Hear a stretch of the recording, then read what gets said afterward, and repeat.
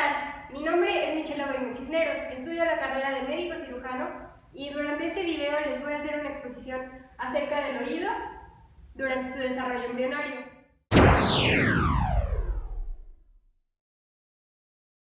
Pero, ¿qué es el oído? El oído es uno de los 5 sentidos de nuestro cuerpo humano. En él están presentes dos funciones muy importantes. Uno, la audición, y dos, el equilibrio. Este a su vez se divide en tres partes: el oído interno, el oído medio y el oído externo. En esta imagen se puede observar claramente cómo es la posición anatómica de cada una de las partes del oído. Vamos a empezar. La primera indicación del desarrollo del oído en un embrión es en el día 22. Aquí lo que ocurre es un engrosamiento del ectodermo superficial a ambos lados del romboencéfalo, formando las placodas óticas. Según Lachman, según Paparella, son placodas auditivas. Estas, a su vez, van a formar lo que se conoce como fórea auditiva. Esta va a cerrar y al momento de imaginar las placodas óticas se van a formar las llamadas vesículas óticas auditivas, que están hechas de otocistos. Estas se van a diferenciar y van a crear lo que se conoce como ganglios estatoacústicos, que van a formar lo que es el futuro nervio vestíbulo-coclear. Y que, como se puede ver en esta descripción gráfica, es un nervio que se va a formar gracias a las ramificaciones que existan provenientes del sáculo y el utrículo. Se van a unir e ir relacionando hasta formar el futuro nervio vestíbulo-coclear.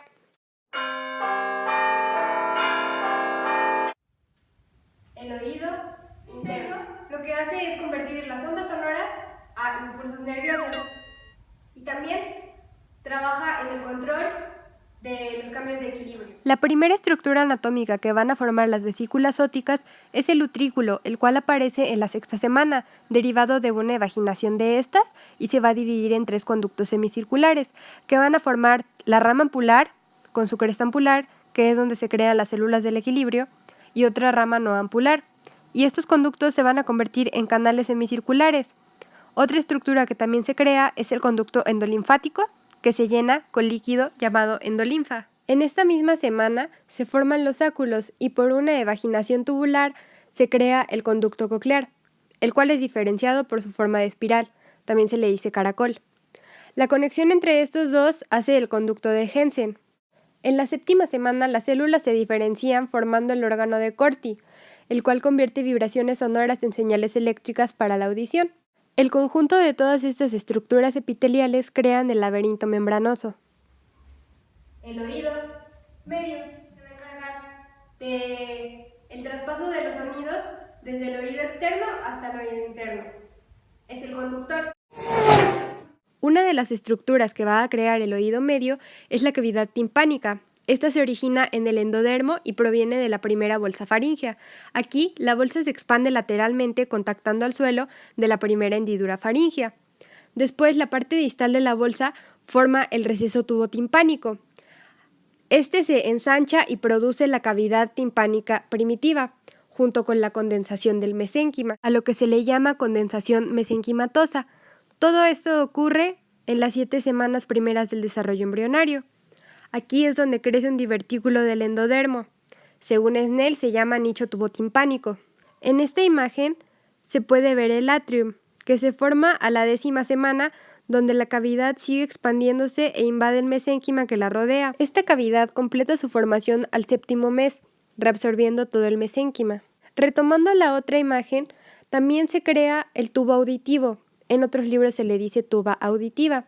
Es una parte proximal, es estrecha, y lo que forma es la trompa de Eustaquio, donde la cavidad timpánica se comunica con la nasofaringe. Por otro lado, tenemos a los huesecillos, que también se van a formar en esta parte del oído. El martillo y el yunque, que se originan en el cartílago del primer arco faríngeo. Por otra parte está el estribo, se forma del cartílago del segundo arco. Estos surgen en la primera mitad de la vida fetal, que si recuerdan el capítulo 8, con título Del tercer mes al nacimiento, el feto y la placenta, indica que la vida fetal empieza durante el tercer mes del desarrollo embrionario, o sea, a las 9 semanas. Pero estos huesecillos quedan incrustados en el mesénquima hasta el 8º mes. Un dato más que incluye Snell es que el músculo que se inserta en el estribo se llama estapedio y es derivado del segundo arco y por lo tanto es inervado por el nervio facial. Si hablamos del martillo, su músculo es el tensor del tímpano, inervado por la rama maxilar del nervio trigémino. El oído externo. El oído externo es el órgano que se encarga de captar los sonidos. Empecemos hablando con una de las tres estructuras que conforman esta parte del oído, el conducto auditivo externo, que es la parte del oído externo que conduce hasta el tímpano. Se desarrolla a partir de la parte dorsal del primer surco faríngeo. Las células ectodérmicas de la parte profunda de este tubo proliferan formando una placa epitelial sólida, que es el tapón meatal. Según Moore, al final del periodo fetal, las células centrales de este tapón se degeneran y lo que se forma es una cavidad que se convierte en la parte interna del conducto auditivo externo. En el momento del nacimiento es relativamente corto y la longitud la alcanza hasta el 9º año de la vida extrauterina, que sería la longitud de un adulto. Otra estructura importante es el tímpano o membrana timpánica, de las estructuras más conocidas por todos. Este se divide en tres partes. El primero es un revestimiento epitelial ectodérmico en el fondo del conducto auditivo. El segundo es un revestimiento epitelial endodérmico de la cavidad timpánica. Y lo tercero es una capa intermedia de invaginación, que forma el estrato fibroso. La mayor parte de este está unida al mango del martillo. La parte que sobra es conducto auditivo externo y cavidad timpánica. Y por último, pero no menos importante, tenemos la última estructura que es el pabellón auricular, lo que es la oreja. Este se ve a las 12 semanas como las primeras orejas primitivas. Comienzan a desarrollarse en la base del cuello y se crean a partir de 6 proliferaciones mesenquimatosas en los extremos dorsales del primer y segundo arcos faringeos que rodean la primera hendidura faríngea. Se podría decir que hasta aquí es una oreja primitiva o pabellón auricular primitivo. Más tarde, estas prominencias forman 3 estructuras llamadas montículos auriculares, según Lachman. Según Moore, son promontorios auriculares. Son 3 en ambos lados del conducto externo. Se fusionan y ya forman el pabellón auricular definitivo. El lóbulo es la última parte desarrollada.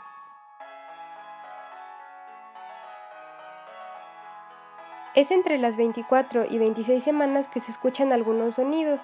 Los primeros sonidos que capta el feto son procesos internos del cuerpo de su mamá, el latido del corazón, por supuesto, pero también la circulación de la sangre o los procesos digestivos.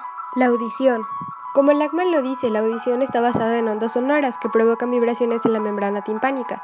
Lo que pasa aquí es que el músculo tensor del tímpano mantiene esa membrana estirada con firmeza, como la superficie de un tambor.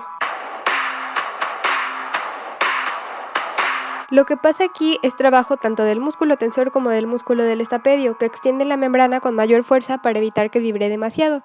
Cuando vibra, los huesecillos amplifican la fuerza de la onda sonora, transmitiendo presión a la cóclea mediante la ventana oval. En cuanto al reflejo timpánico, es una función protectora que este usa cuando vienen sonidos muy fuertes. Según Ganong, la escala de decibeles representa el nivel de intensidad de la amplitud de una onda de sonido. Entonces es en decibelios en donde se mide esta escala. En cuanto al estudio de una audiometría, la corteza auditiva suele medirse con un audiómetro.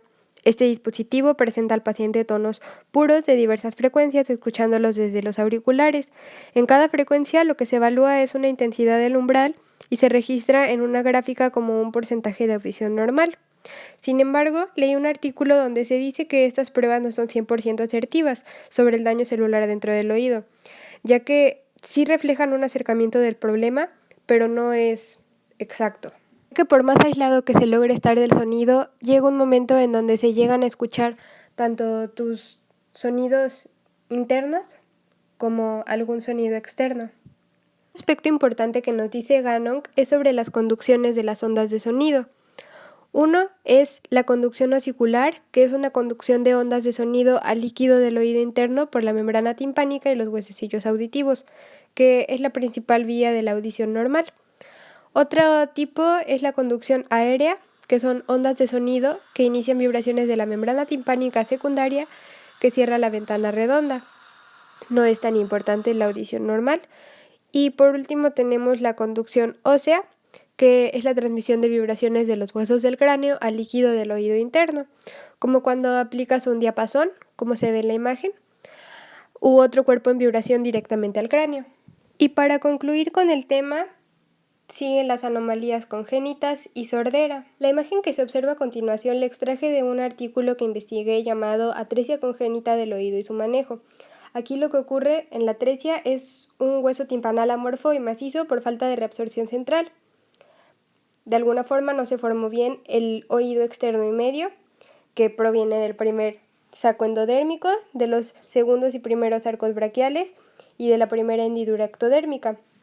Hablando con más detalle, es el ectodermo somático el que forma al oído externo e interno, el ectodermo neural el que forma el laberinto membranoso del oído interno y la membrana timpánica, el endodermo al oído medio y el mesodermo, los músculos, cartílagos y huesecillos. Se dice que esta atresia no es tan común, que es uno de 10.000 o 15.000 casos, y pues los pacientes con hipoacusia les va muy bien usando audífonos convencionales. También se dan los implantes cocleares y las prótesis auditivas. En las imágenes superiores se encuentran ejemplos de microtias, primer, segundo y tercer grado respectivamente, en donde también se ve presencia de mamelones preauriculares, según el artículo. Según Lachman son fosas preauriculares. En la imagen inferior media lo que se ve es un ejemplo de microtia, donde solo hay presencia de un lóbulo. Y en la última imagen inferior lo que se ve es una anotia, que es la total o casi total ausencia del oído externo. Para este tipo de casos se hace una atresioplastia para colocación del audífono transcanal y tiene muy buenos resultados con una muy buena audición, o que se conoce como Bone Anchor Hearing Aid, que es una diadema que sirve como audífono con anclaje óseo. Otro artículo que habla acerca de malformaciones congénitas del oído externo dice que las deformidades del oído son causadas por las interacciones de una gran serie de factores que proceden de un mal desempeño al momento de el primer y segundo arco braquial formar lo que deberían.